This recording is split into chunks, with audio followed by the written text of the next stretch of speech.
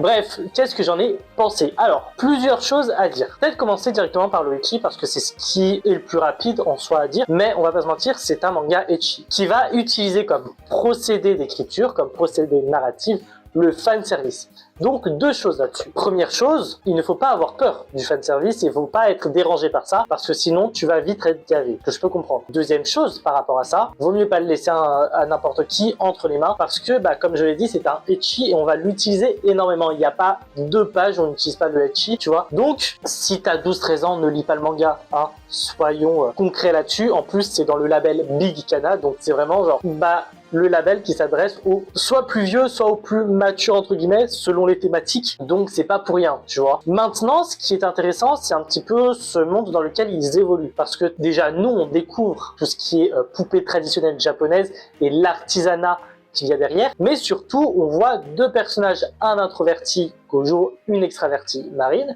qui ont 2 passions totalement différentes. L'un, les poupées traditionnelles japonaises, l'autre, le cosplay. Donc un est dans la tradition, l'autre est plus dans la modernité entre guillemets. Mais ils ont un point commun, c'est la couture. Et c'est ce qui va faire en sorte de rapprocher nos 2 personnages. C'est là où on voit que même 2 mondes totalement opposés peuvent avoir des points communs et peuvent être liés d'une manière ou d'une autre. Et ça, franchement, c'est super intéressant. Je vais m'arrêter là parce que j'ai pas envie de spoil non plus, parce qu'encore une fois, j'ai vu la première saison de l'animé. Donc si je donne trop d'infos, ça risquerait de déteindre un petit peu sur la suite du manga que je n'ai pas lu.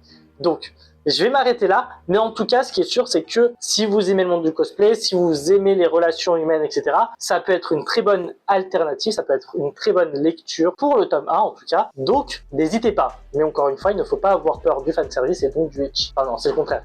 Il ne faut pas avoir peur du ecchi et donc du fanservice. C'est mieux comme ça.